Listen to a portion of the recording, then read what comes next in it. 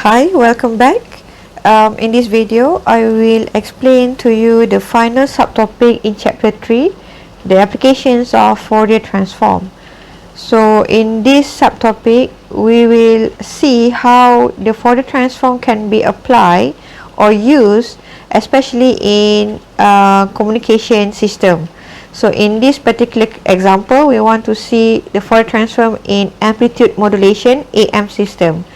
So for those who already taken and passed communication system design course before this, I think you already know what is the amplitude modulation is.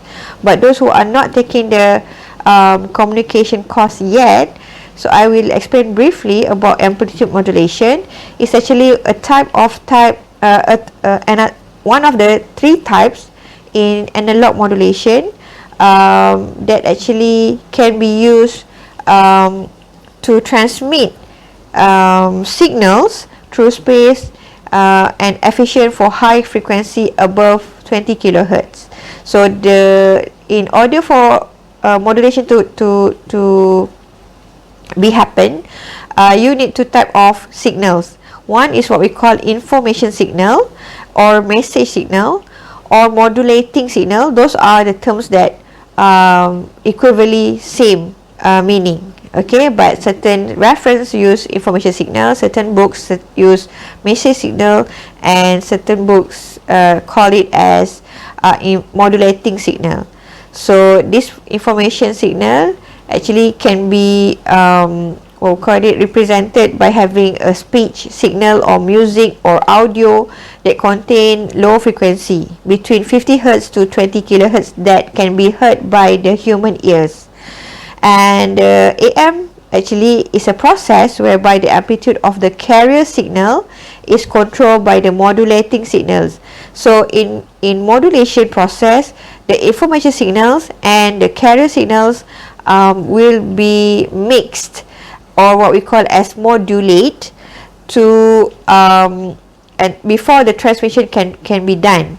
So in this slide or this on the screen now, we have the information signals with the a low frequency signal. Okay, you can see the waveform there, and it need a carrier signal which has a higher signal than the information signal. Okay, just for a revision for those who have already learned about this. And when we modulated these two signals, or in easier term we call it as combine or mix, it will produce what we call as AM signals like this, and produce what we call as envelope. Okay, so this envelope contain this sinusoidal with different amplitude height. Alright, so like for carrier signal we have static or same amplitude throughout the time, and for the the information signal, the amplitude may be difference between time to time. So when we mix these two signals, and we can produce an envelope. So this envelope is actually the amplitude modulation signal that can be transmitted through the space. So this is the simplified AM radio transmitter. We need a transmitter that will produce AM signal, and a receiver, so that when this AM signal travel through transmission medium, the receiver will receive and decode, or what we call as demodulated, so that the information signal contained in the transmitter can be retrieved back in receiver. So in this receiver, we need the information signal to be extracted from the AM signal received from the transmitter. Okay, so in this particular system or signal, actually it has been it can be used most of the time, the Fourier transform method, in terms of to analyze the signal that is used in amplitude modulation. So we have the what we call information signal, or sometimes we call it as message signal. That's why it's using a small m here. In my communication system design course, I might be using a little bit different symbol, but it's the same. Alright, and then we have the carrier signal, and also the we'll call it angular frequency omega c for the carrier must be much higher than what we use in modulating signal, and so that the AM signal can be produced with the common equation using this one, VC in bracket 1 plus MT cos omega CT. So we can have the Fourier transform of the AM signal, which this one haven't taught in my communication system, by having this equation to be in angular frequency or omega, okay, and come out with this equation. Okay, so basically this equation is something that you have learned in getting the low side frequency or low side band, and also the upper side frequency or upper side band. So this what you have learned in my course in communication design is actually similar, but it's not under I did not explain that time using Fourier transform, because it might be a little bit difficult for you to understand. Okay, so so this is the lower side band and upper side band, whereby the lower side band would be on the left side of the carrier frequency, and the upper side band or upper side frequency will be on the right side of the carrier frequency spectrum. So the lower side band is actually when we get the carrier frequency to be deducted or subtracted from modulating frequency, and for the upper side band is actually the addition of both frequency, the carrier and also the modulating signal.